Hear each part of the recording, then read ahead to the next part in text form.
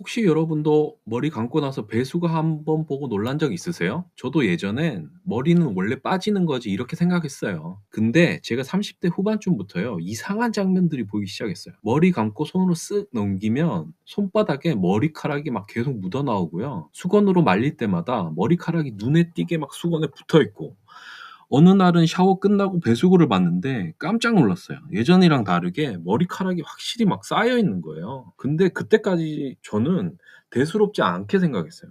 '스트레스 때문이겠지. 요즘 좀 피곤해서 그런가? 뭐 계절이 바뀌면 빠진다고들 하니까 그럴 수 있지.'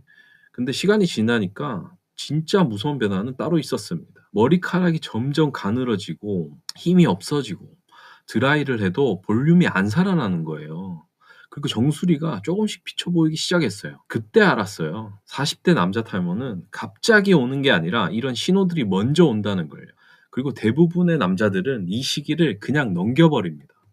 오늘 영상에서는 머리 감을 때 보이는 탈모 위험 신호 기준, 정상적으로 빠지는 머리와 진짜 위험한 탈모 차이, 그리고 40대 남자들이 지금부터 반드시 관리해야 하는 부분까지 현실적으로 전부 알려드리겠습니다.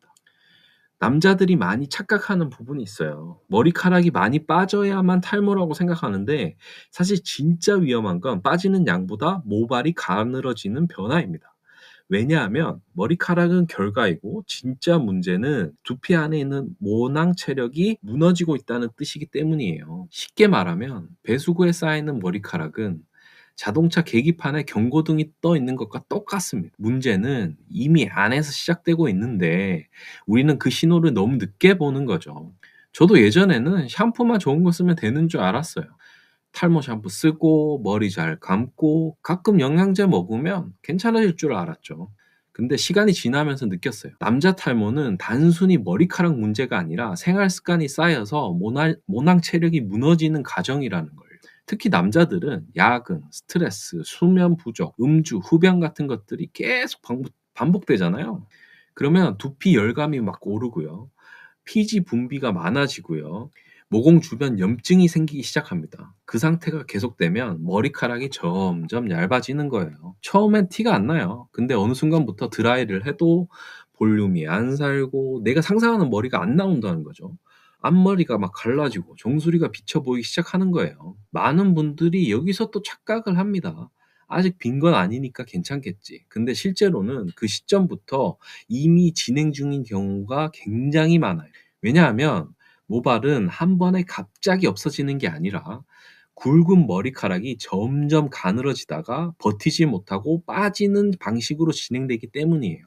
이게 중요해요. 그래서 가장 먼저 해야 하는 건 얼마 빠지냐보다 내 머리카락 상태가 여전히 예전과 어떻게 달라졌는지를 보는 겁니다. 예를 들어 이런 변화들을 보는 거예요. 머리카락이 힘이 없다. 두 번째, 드라이 후 볼륨이 안 산다. 세 번째, 정수리가 잘 비친다. 네 번째, 앞머리가 갈라진다. 다섯 번째, 머리 감을 때 배수구 머리카락이 많이 보인다. 여섯 번째, 오후만 되면 두피가 뜨겁고 기름지고 떡진다. 이런 변화가 감지되면 단순 탈락이 아니라 모낭 체력이 떨어지고 있다는 신호일 가능성이 굉장히 높습니다. 중요한 건 그럼 여기서 중요한 건 그래서 어떻게 관리해야 하느냐겠죠. 저도 예전에는 그냥 샴푸 유명한 제품만 찾았어요.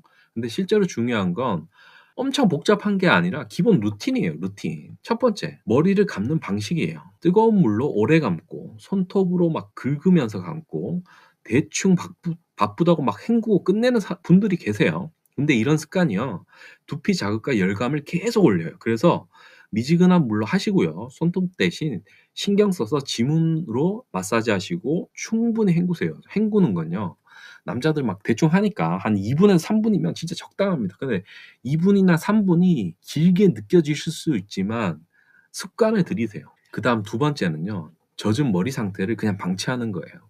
그냥 막 빠르게 하잖아요, 남자들이. 근데 특히 남자들은 막 대충 털고 끝내는 경우가 너무 많아요. 근데 물기가 남잖아요. 그러면 두피의 열감과 세균 피지 환경에 굉장히 취약한 상태가 돼요. 그래서 뜨거운 바람 말고 미지근하거나 찬바람으로 두피까지 이제 세심하게 꼼꼼히 말려주는 게 굉장히 중요합니다. 세 번째는요. 두피 환경 관리인데요. 요즘 남자들도 두피 앰플 많이 쓰는데 이유가 있습니다.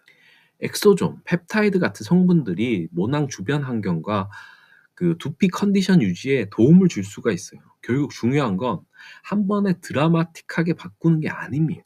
모낭이 버틸 수 있는 환경을 우리가 꾸준히 만들어 주는 거예요. 이게 그냥 기본 루틴인 거죠. 40대 이후에는요. 관리한 사람과 안 한 사람의 차이가 생각보다 크게 벌어집니다. 사진을 봐도 아시겠죠? 누군가는 비슷한 나이인데도 훨씬 깔끔하고 어려 보입니다. 머리에 있고 없고의 차이는 자존심 문제가 아니라 그냥 남자가 남자의 이미지가 어떻게 보이느냐예요. 누군가는 점점 비어 보이고 스타일링도 안 되고 정수리가 막 비쳐 보이고 그 차이는 갑자기 생기는 게 아니라고 제가 누누이 앞에서 말씀드렸어요. 모발이 가늘어 보이고 제가 6가지 신호들 있잖아요. 그걸 보시고 지금 그 시기부터 바로 이제 차이가 벌어지기 시작하는 거예요. 오늘 샤워할 때 한번 꼭 체크해 보세요. 배수구, 손바닥, 수건 위에 내 머리카락이 예전보다 얼마나 가늘어졌는지 반드시 같이 보셔야 됩니다. 이게 남자 탈모의 진짜 시작일 수가 있어요.